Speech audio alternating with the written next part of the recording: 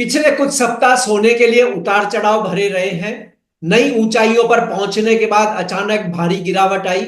यह अस्थिरता एक औसत निवेशक को डरा सकती है, लेकिन जैसा कि कर्नल हैनिबल स्मिथ हॉलीवुड की ब्लॉकबस्टर द ए टीम में अक्सर कहते हैं, चाहे चीजें कितनी भी बेतरतीब क्यों न दिखे, हमेशा एक योजना होती है। वित्तीय बाजारों में बिना किसी कारण के कुछ भी नहीं होता, और इसका कारण हमेशा वित्तीय ही होता है।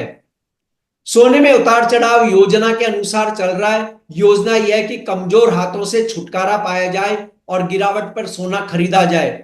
गोल्ड के अगले रुख पर बात करने के लिए हमारे साथ है कमोडिटी समाचार सिक्योरिटीज के को फाउंडर और रिसर्च हेड अंकित कपूर। मेरा नाम है कमल शर्मा।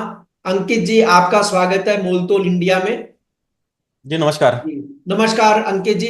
अंकित जी, इजराइल लेबनान के बीच युद्ध विराम समझौते पर हस्ताक्षर करने की खबर के बाद सोने और चांदी में भारी करेक्शन आया, बहुत तेज गिरावट आई।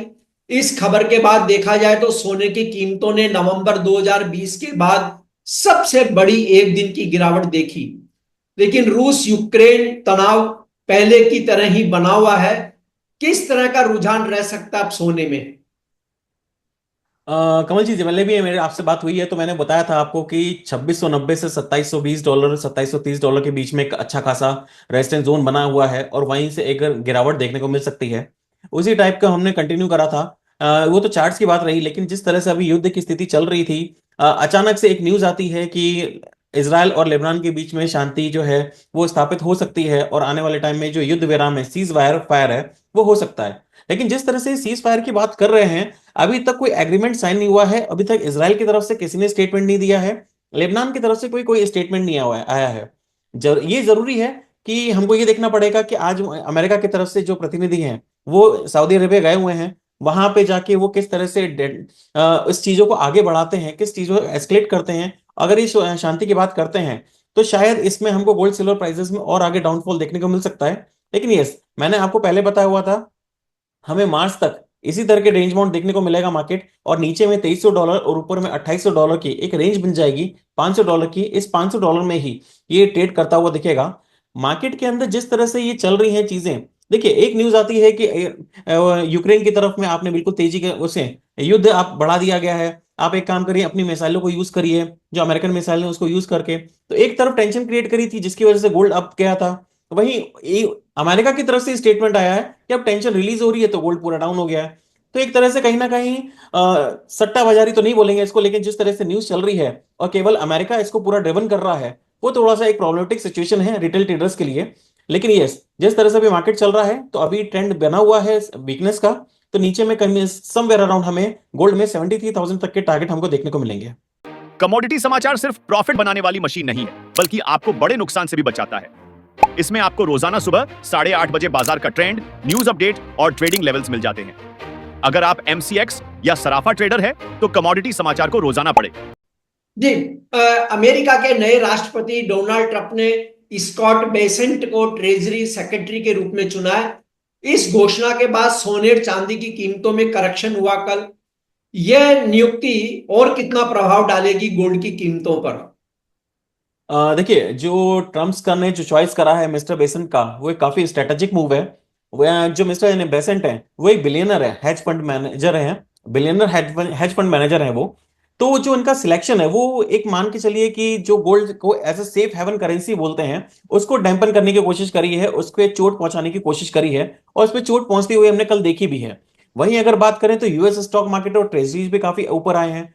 तो जो बेसेंट हैं वो हॉकिश फिस्कल के लिए काफी जाने जाते हैं, मतलब या वो डेट को काफी अच्छे से समझते हैं। तो आने वाले टाइम में जो एक्सपेक्टेशन बनी है मार्केट की वो ये है कि यूएस का डेट कम होगा और जो इन्फ्लेशन है वो भी कम होता हुआ दिखेगा। तो आने वाले टाइम में इंटरेस्ट रेट भी हमें थोड़ा सा रिलीफ देते हुए मिलेंगे। तो यूएस इकोनॉमी काफी इंप्रूव करती हुई दिखेगी, क्योंकि जो मिस्टर बेसेंट है वो इकोनॉमिकल काफी अच्छे समझते हैं, समझ है उनको इकोनॉमिक में पावर्स की ऊपर, और उनको फाइनेंशियल्स की काफी अच्छी समझ है। तो मार्केट सेंटिमेंट्स जो है वो पूरा इस समय चेंज हुआ है।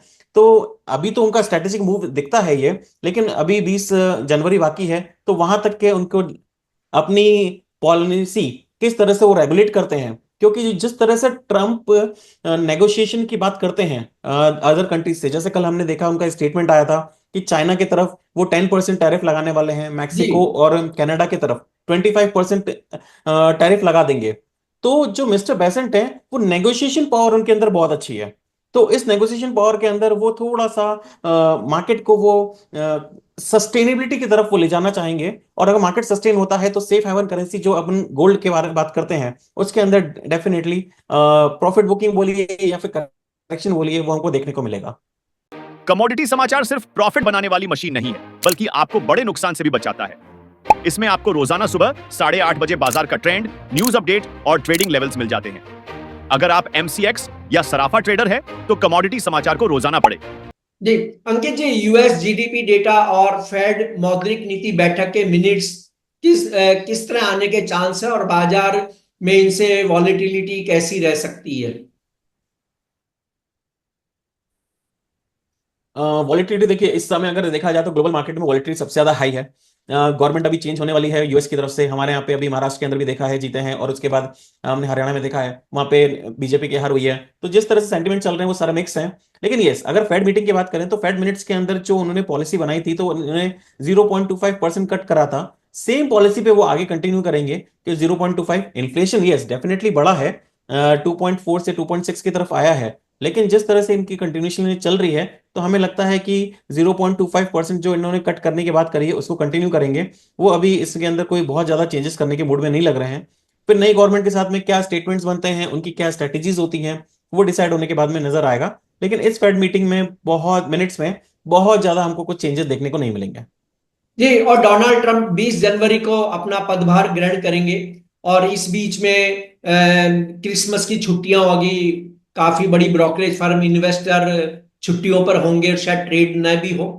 तो ऐसे में जो ये समय है उसमें भारतीय निवेशकों को या भारतीय ट्रेडर्स को किस तरह से ट्रेड करना चाहिए, क्योंकि अपने यहाँ क्रिसमस की इतनी लंबी छुट्टियां नहीं होती है। देखिए ट्रेडर्स को अगर निवेश करना है तो निवेश, अगर उन्होंने, मैंने पहले ही बोला था, अगर एसआईपी कर रहे हैं तो एसआईपी कंटिन्यू करना चाहिए। लेकिन यस, ये मार्केट मूव है, वॉलिडिटी बहुत ज्यादा बढ़ गई है तो इसमें हमको 2% 3% तो आजकल नॉर्मल बात हो गई है। तो यस, उसके हिसाब से अगर जो एसआईपी कर रहे हैं, जो निवेश कर रहे हैं, उनके लिए बिल्कुल करना जरूरी है तो वो करते रहें। इसके जी अंदर कोई फंडामेंटल्स अभी चेंज नहीं हुए हैं। वहीं अगर बात करें किसी को अगर शादी का ओकेजन है उसमें लेना है तो वो तो आपको लेना ही है, उसके अंदर तो कोई चेंजेस करा नहीं जा सकता। लेकिन यस, अगर आप ट्रेडर हैं तो मेरा ये मानना रहेगा कि हमें दिसंबर तक इंट्राडे ट्रेडिंग करना ज्यादा बेटर रहेगा, शॉर्ट टर्म ट्रेडिंग करना ज्यादा बेटर रहेगा। पोजिशनल ट्रेड से अभी थोड़ा सा दूरी बना के चलेंगे। जी, आपका कोई डिस्क्लेमर अंकित जी? मेरी कोई भी मार्केट के अंदर पोजीशन नहीं है। अगर कॉल्स हम देते हैं तो उसके कारण अगर किसी ट्रेडर्स की पोजीशन हो सकती है तो एक नॉर्मल कंडीशंस है।